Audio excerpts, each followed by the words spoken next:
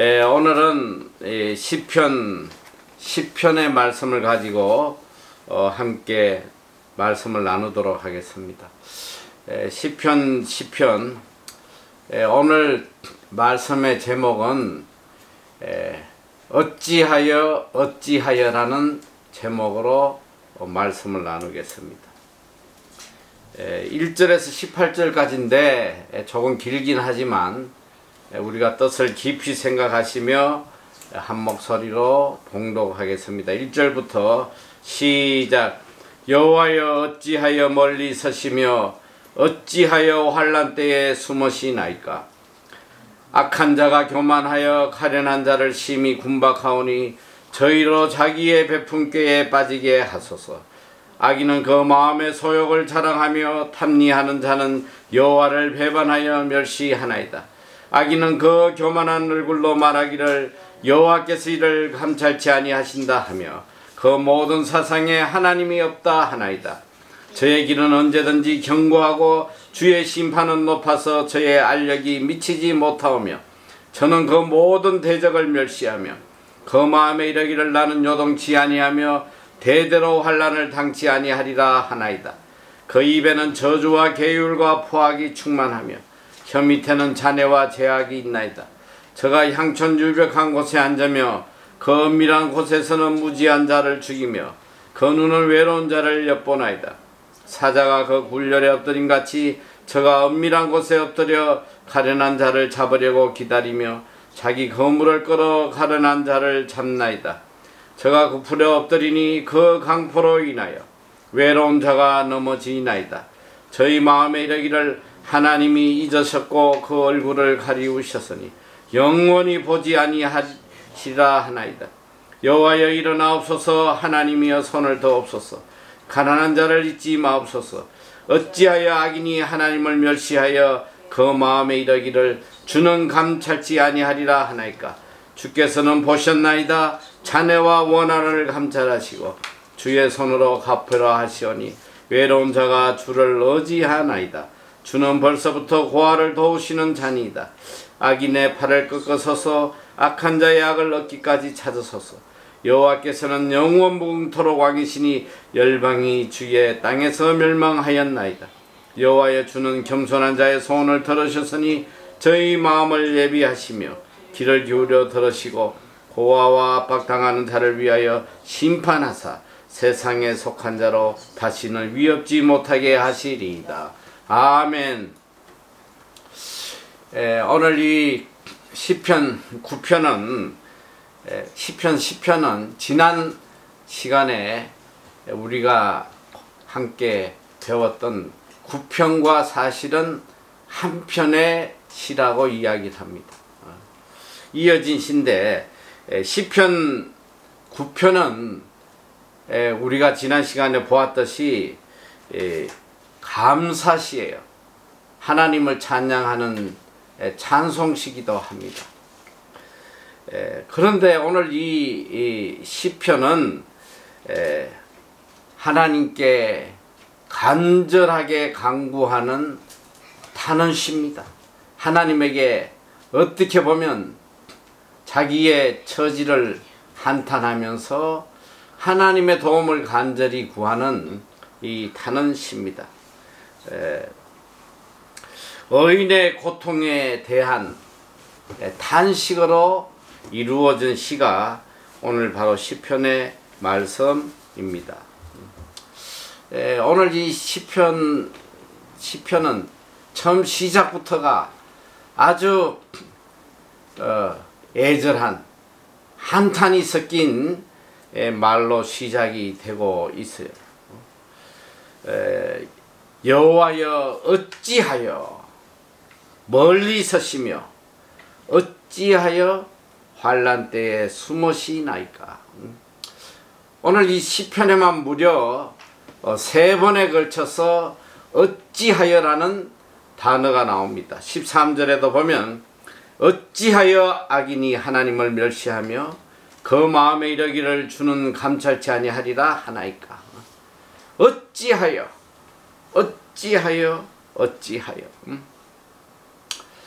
이 어찌하여라는 이 부러지점은 도저히 이해하기도 어렵고 또 도저히 받아들이기도 힘든 그런 상황에 대한 탄식의 소리입니다. 어떻게 이런 일이 있을 수 있을까? 어떻게 내 삶에 이런 일이 일어날 수 있겠나? 너무너무 감당하기 힘든 그런 상황에 대한 표현이 바로 어찌하여라는 단어입니다.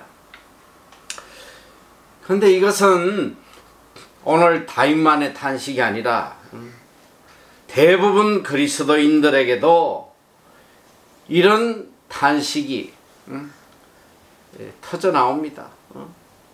살아가다 보면 정말 받아들이기도 어렵고 이해할 수도 없는 그런 이 처절한 상황이 우리에게 다가올 때가 있어요. 아니 어떻게 나에게 이런 일이 일어날 수 있나?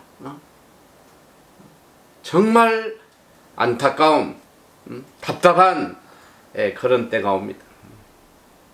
때로는 하나님이 안 계시는 것 같기도 하고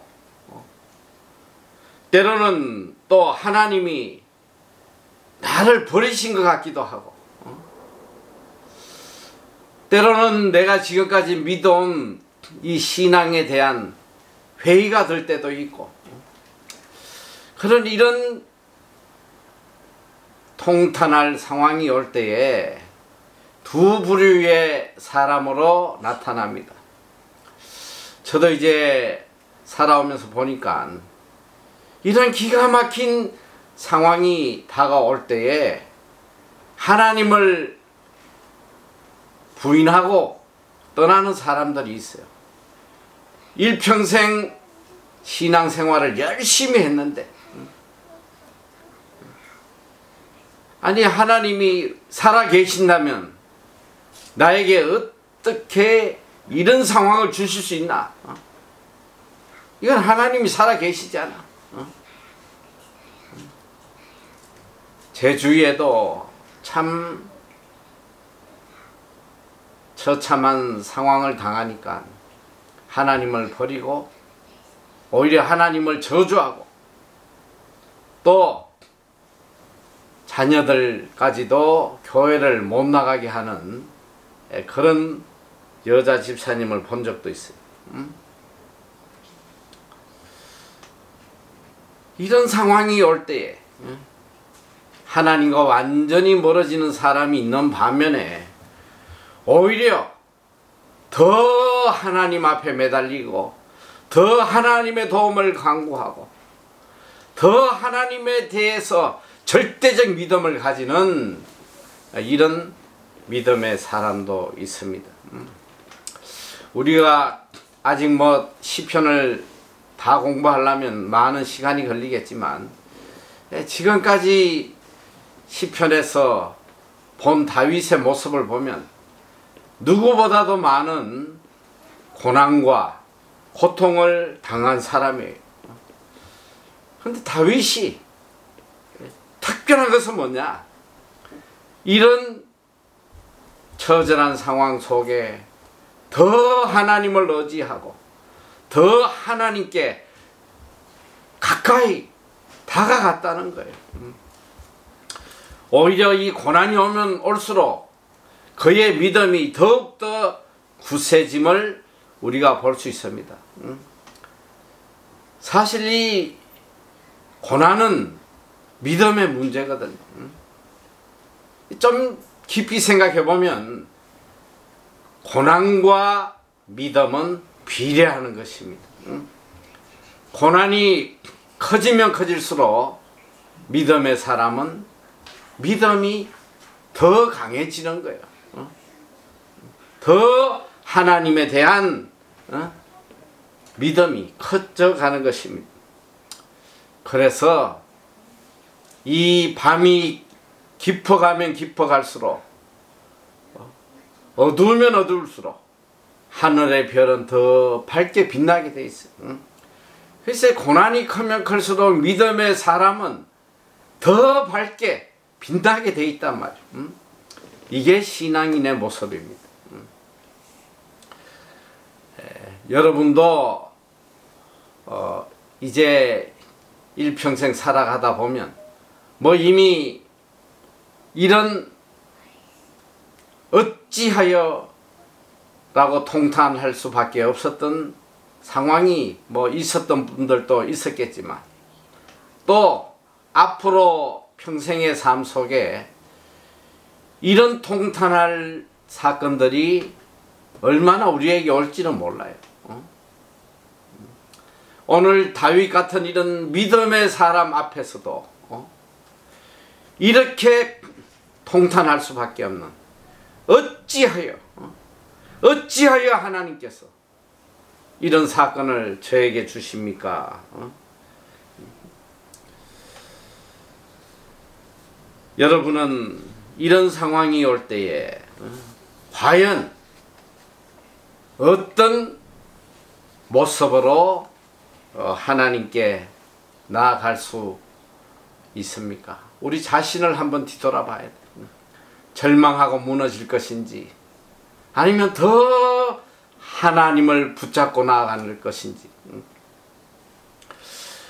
이 호레이쇼 스패포드라는 분이 계십니다. 이분은 시카고에서 성공한 법률회사 사장일 뿐 아니라 린더 대학교와 시카고 의대의 법리학 교수요, 또 노스웨스트 장로교 신학교의 이사이기도 한 분입니다. 또 이분의 아내 역시 아주 믿음의 사람이에요. 안나 스태포드라는 분인데 이분은 세계적인 전도자인 무디 목사님과 이 동력했던 아주 믿음의 사람이에요. 그래서 그 교회에 회계 일을 맡고 또 주일학교 교사를 했던 아주 신실한 가정이었습니다. 그런데 이 스태포드라는 분이 이렇게 신실하게 하나님을 섬기는데 그만 이분이 44살이 될 때에 1871년도에 시카고 대화재가 일어나요. 그래서 도시 전체가 타버립니다. 무디 목사님 교회도 다 타버리고 또 이분이 그 교회 주변에 이 많은 부동산을 투자해 놨어요. 근데 이 모든 것이 한순간에 다 날아가 버리고 아주 큰 재난을 당하게 됩니다. 그리고 더 큰 충격은 이 재난이 있기 바로 직전에 하나밖에 없던 아들이 급성 전염병 피부 질환으로 죽게 돼요. 이 엄청난 고난과 시련 앞에 그의 가족들은 절대적으로 쉼이 필요했습니다. 그래서 이 가족은 다 같이 영국에 가서 잠시 휴식을 취하려고 그래요.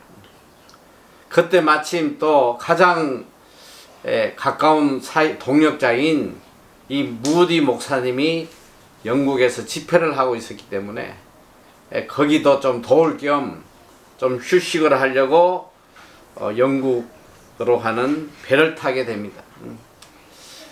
근데 바로 그날 이 남편 되는 스태포드는 급한 일이 생겨서 가족과 함께 가지 못하고 아내와 사랑하는 내 딸이 그 배를 타고 영국을 가요. 프랑스 여객선 빌러 드 아보르라는 배를 타고 영국을 향해 갑니다.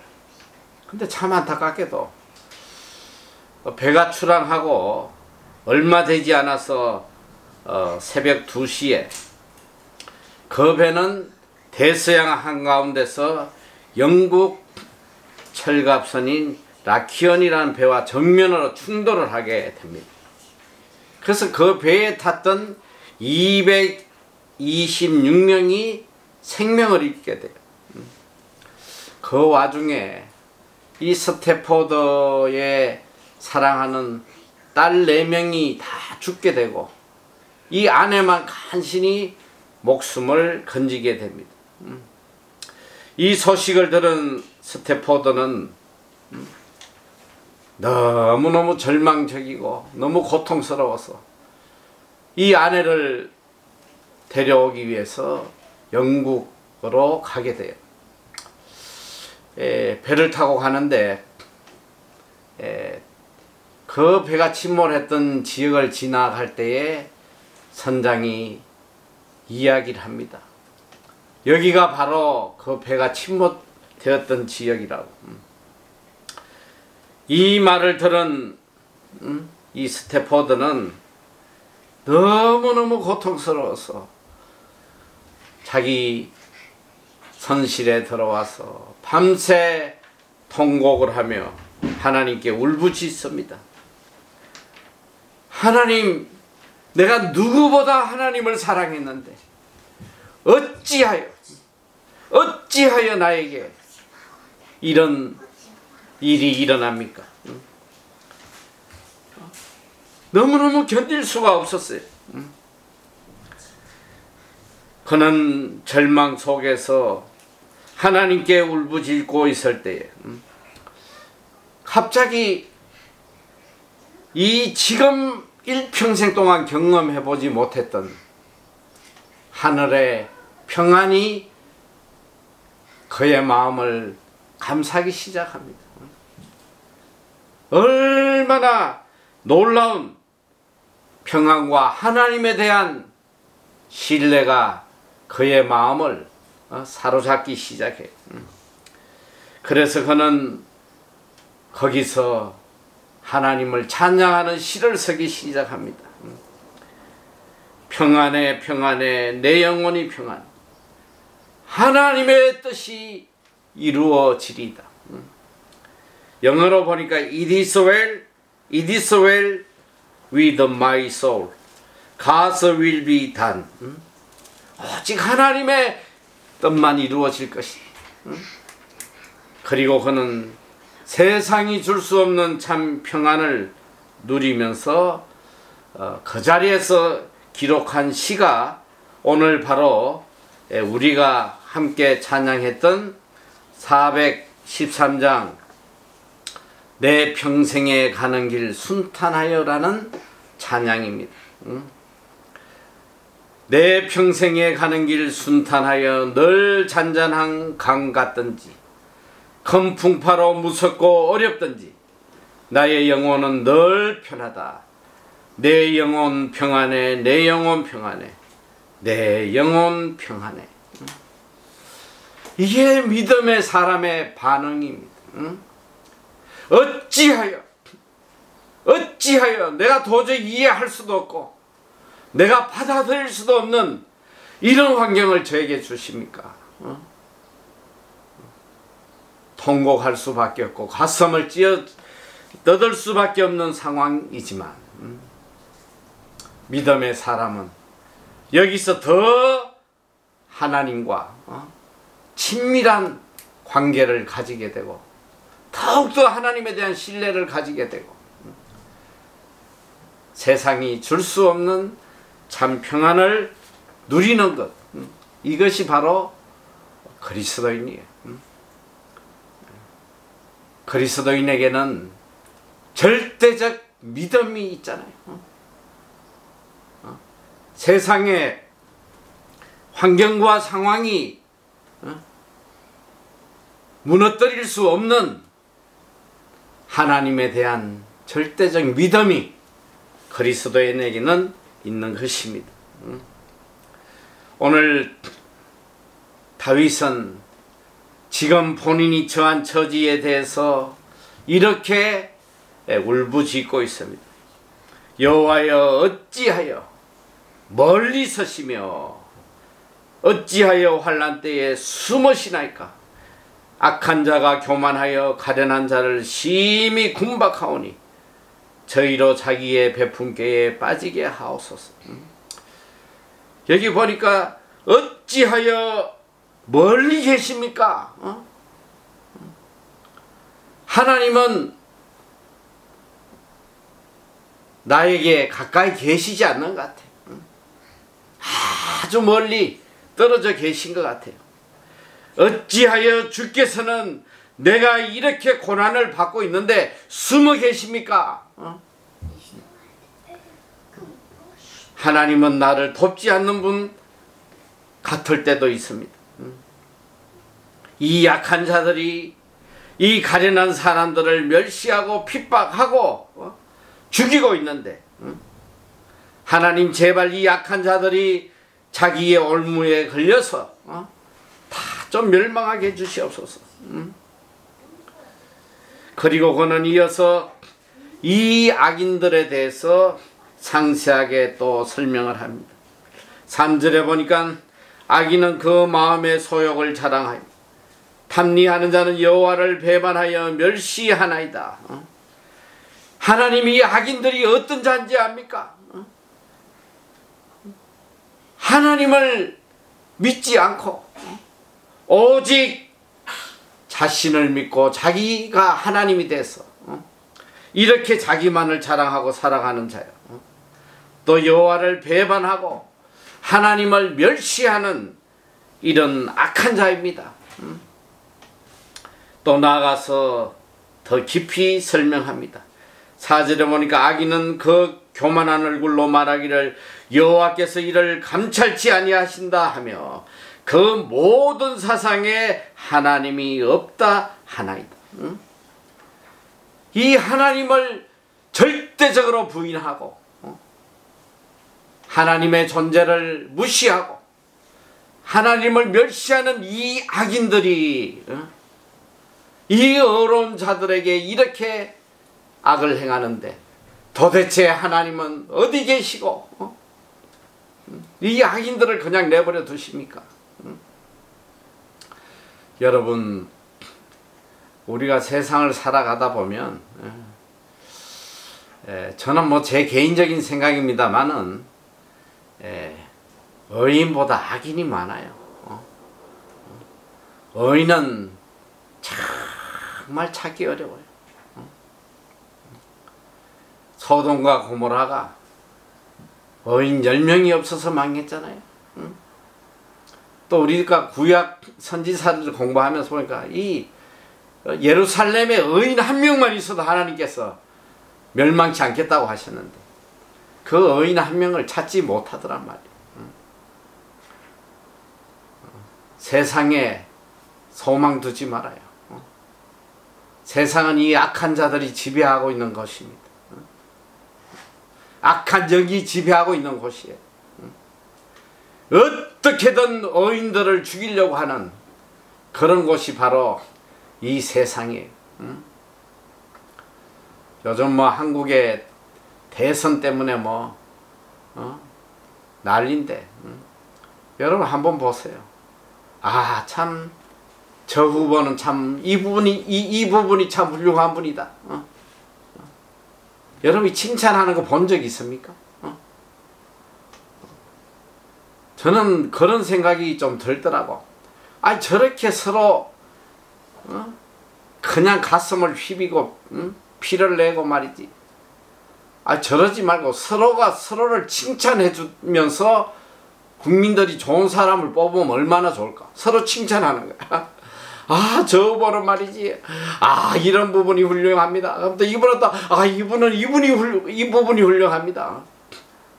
서로를 칭찬하고 해서 국민들이 좋은 사람을 선택하면 얼마나 좋을까. 뭐 그런 착각을 잠깐 해본 적이 있는데 세상은 악해요.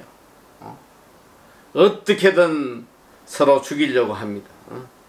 좀 더 뒤에 구체적으로 이 악인의 모습들이 나오는데 중요한 건 뭐냐? 이 악인은 여호와께서 내가 아무리 악을 행해도 감찰하지 않아. 하나님이 살아 계시지 않는데 뭘 하나님이 간섭을 해? 그리고 그 모든 사상에 하나님이 없다라고 한단 말이에요.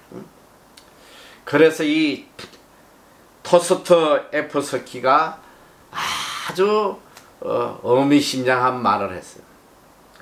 하나님 없는 인간에게는 모든 것이 가능하다. 이 참 얼마나 의미심장한 거예요. 하나님이 없는 인간에게는 모든 것이 가능하다는 거예요. 이게 무슨 뜻이냐면 하나님이 없다고 생각하면 악을 행하는데 두려움이 없어. 악을 행하는 데에 다 가능한 거예요. 그냥 두려움이 없기 때문에. 왜 악을 행하느냐? 두려움이 없어서 악을 행하는 거예요. 하나님이 살아계시고 심판하신다는 사실을 알면 어떻게 함부로 악을 행하겠어? 그러니까 하나님이 없다고 생각하는 자에게는 모든 것이 가능하다는 거예요. 악을 행하는 데 있어서. 그런데 이 악인이 지배하는 세상에 큰 모순이 있어요. 우리가 신앙생활 하면서 이것 때문에, 이 문제 때문에 얼마나 실족할 때가 많은지 몰라. 그리고 이 문제 때문에 하나님을 떠나는 자들도 많아요. 자, 어떤 문제냐면 악인의 형통함이에요. 오늘 이 5절에 보니까 저의 길은 언제든지 견고하고, 언제든지 견고한, 주의 심판은 높아서 저의 알력이 미치지 못하오며 저는 그 모든 대적을 멸시하며 그 마음에 이르기를 나는 요동치 아니하며 대대로 환난을 당치 아니하리라 하나이다. 이 악인의 모습이에요. 악인은 언제든지 견고하고 자기 대적을 다 멸망시키고 멸시하고 요동치 아니하고 환난도 당하지 않아. 여러분, 실제로 우리가 살아가다 보면 참 악인의 형통함을 많이 봐요. 하나님을 조롱하고 무시하고 비난하고 이런 인간이 잘 되는 걸 많이 본단 말이에요. 또 쉽게 이야기하면 재벌들 중에 예수 믿는 재벌이 거의 없어. 악함에도 불구하고 하나님을 부인하는데도 불구하고 이 세상에서는 오히려 믿는 자들보다 더 형통한 걸 보게 돼요. 이것 때문에 실망하고 실족하고 하나님을 떠나는 자들이 많이 있단 말이죠. 성경은 이 문제에 대한 답을 성경에서 답해주고 있습니다. 시편 73편에 보면 다윗이 여기에 대한 이 아사벳인데, 다윗의 시간이고 아사벳인데 이 73편에 여기에 대한 답을 우리에게 들려주고 있습니다. 자, 73편 1절부터 제가 좀 읽어볼 텐데 잘 좀 들어보세요. 하나님이 참으로 이스라엘 중 마음이 정결한 자에게 선을 행하시나. 하나님은 마음이 정결한 자에게 선을 행하시는 줄 내가 알고 있는데 나는 거의 실족할 뻔하였고 내 걸음이 미끄러질 뻔하였으니 이는 내가 악인의 형통함을 보고 오만한 자를 질시하였음이로다. 아니, 나는 정결한 자에게 선을 행해 주시는 하나님을 믿고 지금까지 왔는데 나는 지금 실족할 뻔하고 그냥 미끄러질 뻔했다. 그 이유가 뭐냐? 악인이 형통하더라는 거야. 악인이. 4절에 보니까 저희는 죽는 때에도 고통이 없고 그 힘이 건강하며 타인과 같은 고난도 없고 타인과 같은 재앙도 없고. 또 7절에 보니까 살찌므로 저희 눈이 솟아나며 저희 소득은 마음의 소원보다 지나며. 이야, 이거 충격적인 말 아니에요? 그들이 소원하는 것보다도 더 많은 것들이 이루어진다는 거야. 야, 내가 돈 10억만 벌었으면 좋겠다, 이런 소원을 가졌는데 보니까 100억이 그들에게는 주어지더라, 이 소리야. 그런데 12절에 보면 볼지어다 이들은 악인이다. 항상 평안하고 재물은 더하도다. 아, 이거 충격적이지 않아? 악인인데 항상 평안하고 재물을 더해요. 13절에 보면 내가 내 마음을 정리하며 내 손을 씻어 무죄하다 한 것이 실로 헛되도다. 이 모습을 보니까 실족할 수밖에 없는 거야. 내가 일평생 무죄한 자로 살아보려고, 깨끗한 자로 살아보려고 이렇게 애쓴 것들이 다 실로 헛되다는 거야. 악인의 형통함을 볼 때에 얼마나 내가 좌절할 수밖에 없겠어. 나는 종일 재앙을 당하며 아침마다 징책을 보았도다. 나는 이렇게 깨끗하게 살려고, 죄짓지 않으려고 발부둥 치고 살았는데 맨날 재앙당하고 아침마다 징벌을 보았다. 이게 말이 되냐, 이 소리야. 이게 말이 되냐. 그러나 그는 답합니다. 16절 보니까 내가 어쩌면 이러랄까 하여 생각한 적 내가 심히 곤란하더니 하나님의 성소에 들어갈 때에야 저희 결국을 내가 깨달았나이다. 주께서 참으로 저희를 미끄러운 곳에 두시며 파멸에 던지시니 저희가 어찌 그리 졸지에 황폐되었는가. 놀람으로 진멸하였나이다. 하나님의 성소에 가서 비로소 그들의 결국을 보았다는 거예요. 그들이 지금은 이렇게 형통하게 살아가는 것처럼 보이나 그들의 결국은 파멸이고 졸지에 전멸한다는 것. 여러분, 하나님은 공의의 하나님이시요 정의의 하나님이시요 반드시 뿌린 대로 심판하시는 하나님이에요. 다윗은 이런 처절한 상황이 그에게 와도 이 정의와 공의의 하나님에 대한 믿음을 결코 버리지 않았다는, 그는 소망을 버리지 않았습니다.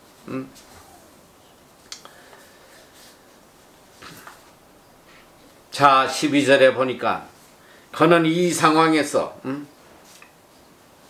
자, 7절부터 한번 보겠습니다. 7절, 의인을 핍박하는 이 악인의 잔인한 모습을 더 구체적으로 다윗은 이야기를 합니다. 그 입에는 저주와 괴율과 포악이 충만하며 혀 밑에는 잔해와 제약이 있나이다. 저가 향촌 유벽한 곳에 앉으며 그 은밀한 곳에서 무죄한 자를 죽이며 그 눈은 외로운 자를 엿보나이다. 사자가 그 굴열에 엎드린 같이 저가 은밀한 곳에 엎드려 가련한 자를 잡으려고 기다리며 자기 거물을 끌어 가련한 자를 잡나이다. 저가 굽으려 엎드리니 그 강포로 인하여 외로운 자가 넘어지나이다. 저의 마음에 이르기를 하나님이 잊으셨고 그 얼굴을 가리우셨으니 영원히 보지 아니하리라 하나이다. 자, 이 악인들의 핍박의 대상은 누구냐? 오늘 여기 보니까 무죄한 자예요. 무죄한 자를 죽이고 또 이 가련한 자를 잡으려고 이렇게 꾀를 부리고 있단 말이에요. 여러분, 이 세상은 아까도 이야기했듯이 악인들이 지배하는 세상이에요. 의인으로 살다 보면, 어렵게 살아가려고 하다 보면 대적과 핍박이 끊이지 않는단 말이에요. 이건 필연적 사실이에요. 내가 하나님의 뜻대로 진실되게 의롭게 살려고 하면 내 삶에 핍박이 꺼리지 않아. 그리고 가면 갈수록 대적이 많이 생기는 거예요. 왜 그런지 알아? 세계가 달라. 이게 하나 될 수 없는 세계. 자, 우리가 쉽게 얘기하면 이 깡패의 세계, 깡패들의 이 조폭들의 세계에 선량한 사람이 거기 가면 환영을 받겠어 안 받겠어? 거기 가면 맞아 죽어. 절대 하나 될 수 없는 세계란 말이야 이거는. 오늘 이 세상 사람들은, 이 악인들은 여기 18절에도 좀 이따가 나오는데 세상에 속한 자라고 그랬어. 이들은 세상에 속한 자고 이 의인들은 하나님께 속한 자예요. 이 소속이 달라. 소속이 다르기 때문에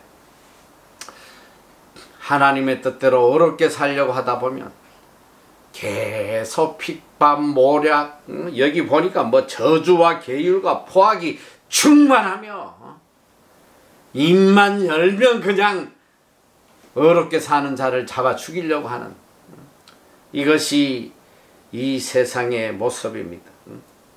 왜 그러냐? 저의 마음에 이르기를 하나님이 잊었었고 그 얼굴을 가리우셨으니 영원히 보지 아니하리라. 하나님이 어디 있어? 하나님이 뭘 본다는 거야? 하나님 자체를 부인하니까 이 하나님에 속한 자들을 이렇게 짓밟고 죽이려고 하는 거예요. 이게 오늘 세상의 모습입니다. 이어서 12절에서 15절에 보면 이 다윗이 하나님에게 이 악인에 대해서 심판해 주실 것을 간구하는 간구가 여기에 나와 있습니다. 여호와여 일어나옵소서. 하나님이여 손을 드옵소서. 가난한 자를 잊지 마옵소서. 어찌하여 악인이 하나님을 멸시하여 그 마음에 이르기를 주는 감찰지 아니하리라 하나이까. 주께서는 보셨나이다. 자네와 원한을 감찰하시고 주의 손으로 갚으려 하시오니 외로운 자가 주를 의지하나이다. 주는 벌써부터 고아를 도우시는 자니이다. 악인의 팔을 꺾으소서. 악한 자의 악을 얻기까지 찾으소서. 하나님을 향한 그의 간절한 간구입니다.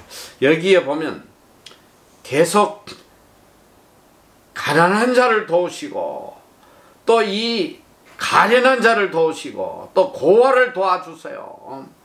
이런 말씀이 나오는데 여기에 이 가난한 자, 약한 자, 고아, 이건 뭐냐면 바로 하나님을 대적하는, 또 어렵게 살려는 자를 대적하는 이 악인들과 대조되는 말이에요. 이것은 고통당하는 의인을 지칭해서 하는 말입니다. 이 가난한 자라는 것은 대적에게 희생당하며 하나님의 도움만을 간절히 간구하는 이런 자들, 비탄한 자, 억압받는 자, 낮은 자, 가난한 자, 고아, 이건 전체적으로 악인이 괴롭히는 자들, 하나님의 도움 없이는 살아갈 수 없는 이런 어려운 자들의 모습을 가난한 자로 이야기하고 있습니다. 그리고 다윗은 강하게 지금 그의 신앙을 고백하고 있습니다. 하나님 도와주세요. 이 악인들에게서 우리를 건져 주시옵소서 하며 그는 그의 신앙을 고백해요. 14절 이하에 보면 주께서는 보셨나이다. 주께서는 보셨나이다. 자네와 원한을 감찰하시고 주의 손으로 갚으려 하시오니 외로운 자가 주를 의지하나이다. 주는 벌써부터 고아를 도우시는 자니다. 악인의 팔을 꺾으소서. 악한 자의 악을 얻기까지 찾으소서. 자, 주께서는 보셨나이다.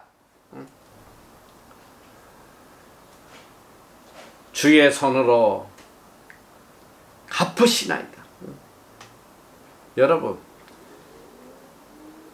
다윗은 하나님이 어떤 분이신지 너무나 잘 알고 있어요. 하나님은 공의의 하나님이시고 정의의 하나님이시고 악을 용납하지 않으시는 하나님이심을 그는 분명히 알았기 때문에 그는 자신 있게 고백합니다. 주께서는 보셨나이다. 여러분, 믿음의 사람은 이 한마디면 다 끝나버려. 주께서 보셨나이다. 하나님이 이 모든 상황을 지금 보고 계십니다. 아니, 하나님이 보시는데 두려울 게 뭐가 있어? 이 전지전능하신 하나님이 보고 계시는데 두려울 게 뭐가 있냐? 중요한 건 뭐냐? 내가 하나님 앞에 의롭게만 산다면, 하나님의 뜻대로만 살아간다면 두려울 것은 하나도 없는 거예요. 왜? 주께서 보셨나이다.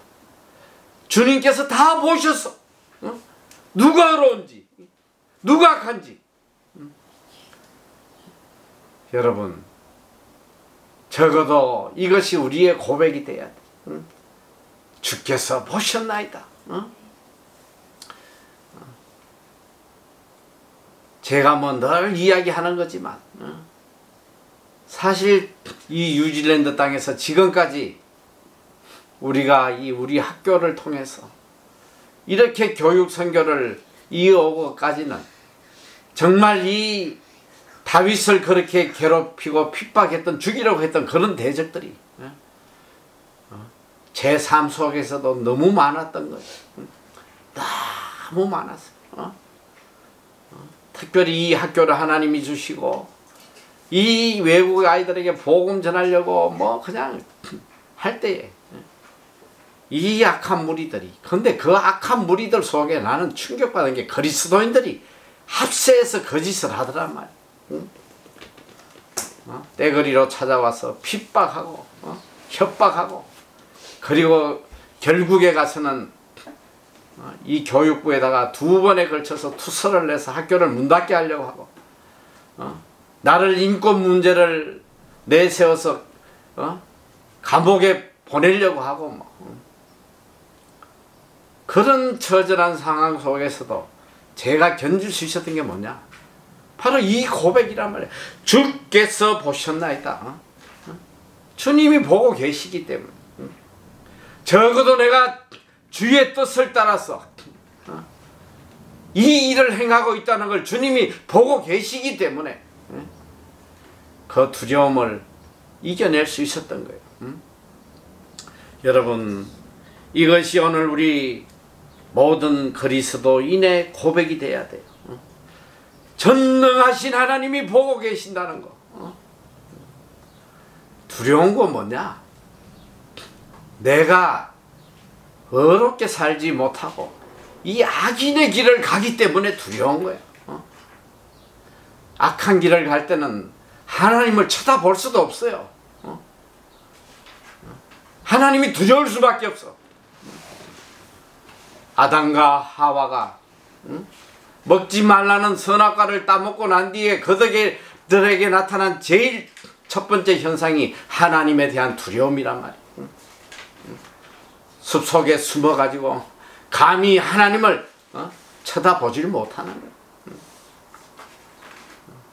오늘 우리가 하나님 앞에 떳떳하게 어렵게만 산다면 이 환경이, 이 인간들이 이 어떤 처절한 상황이 온다 해도 이게 결단코 문제가 되지 않는다는 거예요.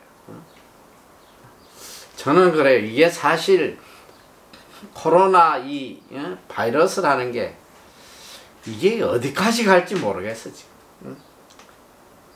아무리 백신을 만들고 난리를 쳐도 이놈들이 그냥 그래? 한번 해볼까?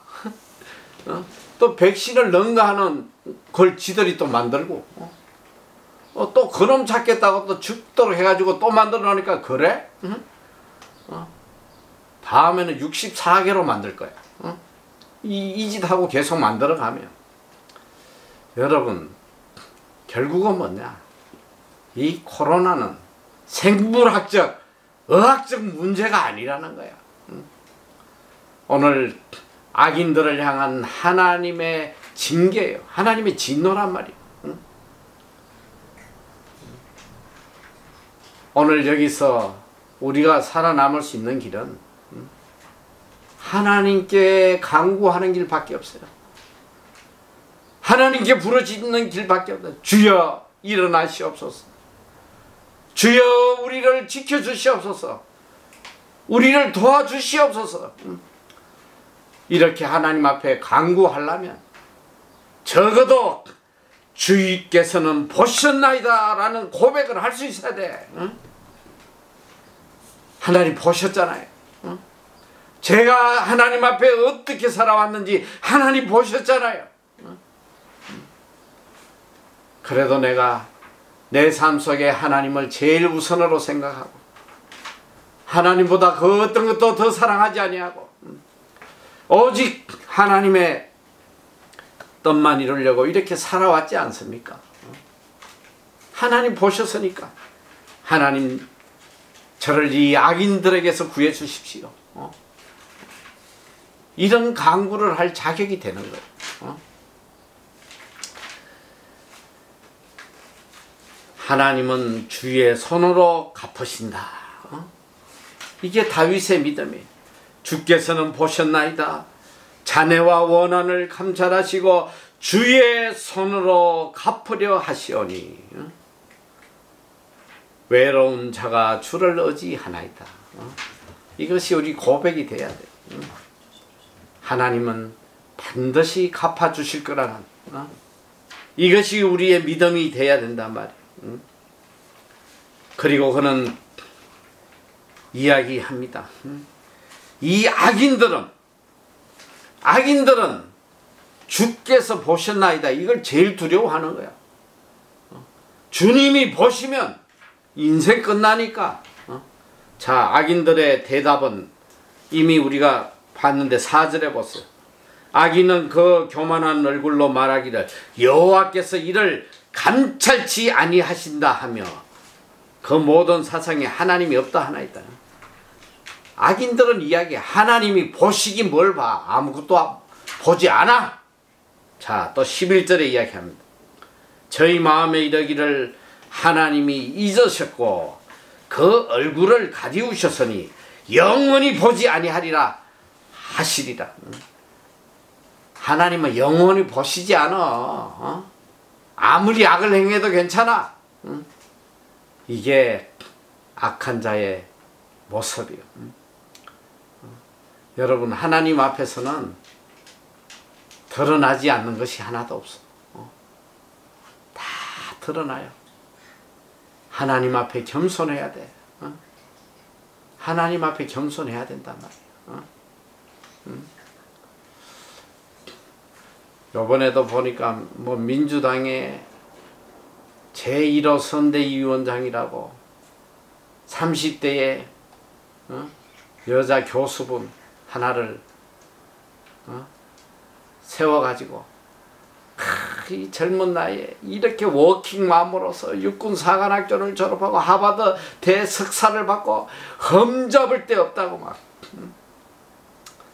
내세웠는데 세상에 뭐 사흘도 지나지 않아가지고 그 사람의 과거를 그냥 가로세로 연구소인지 뭔지 그 강용석이라는 사람이 그걸 다 터뜨려 버렸어. 참 아름답지 못했던 사생활을 그냥 터뜨려 버려가지고 참 참 마음이 아프더라고. 그걸 보니까. 근데 이 여자분이 남편과의 어떤 문제, 또 다른 사람의 애를 낳고 이랬는데 난 더 충격적인 게 이 여자가 또 목사 사모가 됐더라고. 그러면서 제가 이제 그런 생각이 좀 들어요. 인간은 누구나 죄인이고 누구든지 죄를 지을 수 있어. 실수할 수 있단 말이에요. 이 여자분이 방송에 나와서 그런 이야기를 했대. 이미 10년 전에 일어났던 일이고 이미 다 정리가 된 일인데 10년 전에 그런 실수가 있으면 나는 세상에서 이제 더 이상 어떤 것도 할 수 없는 것이냐고. 사실은 보면 이보다 더한 일이 있어도 외국에서는 문제가 안 돼요. 우리나라의 이 전통적인 그런 사상 때문에 그런 거지. 프랑스에 가봐. 대통령이 지 친구 엄마하고 결혼해가지고 살아도 이 할매하고 사는데도 뭐 대통령하고 해도 누가 뭐라고 그러지 않아. 근데 우리나라의 사상이 이걸 못 받아들이니까 이 여자가 완전히 뭐 그냥 자멸하다시피 했어. 근데 저는 이제 신앙적인 면으로 이 문제를 내가 생각을 했단 말이에요. 이 여자가 목사의 사모가 됐다 이 소리.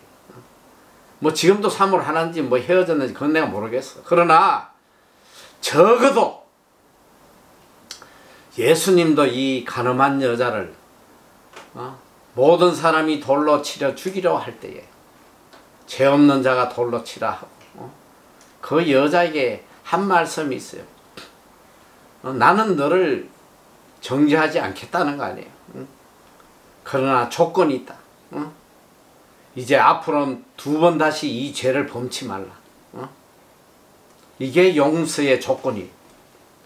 만약에 이분이 10년 전에 이런 일이 있었더라도 그것도 이제 목사의 사모가 됐으니까 정말 처절하게 하나님 앞에 회개하고 어려운 길에 섰더라면 하나님이 이 모든 대적들을 다 막아주지 않았겠나.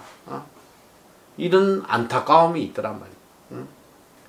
여러분 중요한 건 뭐냐. 이 악인들은 하나님은 영원히 보지 못한다. 아무리 내가 악을 행하고 내가 아무리 못된 짓을 해도 하나님 영원히 보지 않아. 다 숨기고 지나가면 끝이야 할지 모르지만 하나님은 반드시 그 악을 드러내시는 거예요. 이분이 하나님이세요. 하나님을 속이려고 하지 마라. 적어도 우리가 이제는 이 하나님의 도움을 강구하려면 주께서는 보셨나이다. 이렇게 외칠 수 있는 그런 삶을 살아야 돼. 그러지 않고는 하나님 앞에 이렇게 하나님의 도움을 구할 수가 없는 거예요. 그리고 다윗은 확신합니다. 하나님이 나의 이 부르짖음에 어떻게 응답해 주실지 그는 확신의 고백을 16절 이하에 말하고 있어요. 여호와께서는 영원 무궁토록 왕이시니 열방이 주의 땅에서 멸망하였나이다. 여호와여 주는 겸손한 자의 소원을 들으셨으니 저의 마음을 예비하시며 귀를 기울여 들으시고 고아와 압박당하는 자를 위하여 심판하사 세상에 속한 자로 다시는 위협하지 못하게 하시리이다. 그는 이 하나님 앞에 이 분명한 확신을 응답을 받고 있단 말이야. 자, 첫째는 뭐냐? 자, 하나님은 영원한 왕이시기 때문에 어떻게 하시냐? 겸손한 자의 소원을 들어주시는 분이다. 하나님은 반드시 하나님 앞에 겸손한 자의 소원을 들어주신다. 이 겸손한 자가 뭐예요? 오직 하나님만을 의지하는 자. 나는 아무것도 아니고 하나님의 은혜 값이는 단 1초도 살아갈 수 없다는 걸 깨닫고 전적으로 하나님을 의지하는 이 겸손한 자의 소원은 반드시 들어주시고, 또 둘째는 뭐냐? 저희 마음을 예비하시며 귀를 기울여 들어주신다. 하나님은 귀를 기울여서 나의 이 간구를 반드시 들어주신다는 그 확신이 있었어. 셋째는 보니까 고아와 압박당하는 자를 위하여서 이 악인을 반드시 심판하신다는, 하나님은 반드시 심판하시고, 아까도 이야기했듯이 이 악한 자는 뭐라고 그랬어요? 여기 보니까 세상에 속한 자, 이 세상에 속한 자, 이 악한 자들이 다시는 위협지 못하게 한다. 하나님의 응답이에요. 네 번째, 다시는 이 악인이 어려운 자를 위협하지 못하게 하실 것이다. 여기에 대한 분명한 믿음과 확신을 갖고 있었단 말이에요. 이 하나님 앞에 간구함으로 이 응답을 받은 거예요, 다윗은. 여러분, 하나님은 공의의 하나님이세요. 반드시 공의에 따라서 처리하십니다. 오늘 이 다윗은 처음에 어찌하여라는 탄식의 소리로 시작했으나 그는 오늘 결론에 주께서 보셨나이다. 주께서 보셨나이다. 주께서 우리를 구원하시고 우리를 지켜주실 거라는 감사의 찬양으로 이 시를 끝을 맺습니다. 여러분, 이것이 오늘 우리들의 삶이 돼요. 어찌하여 이런 일이 일어납니까?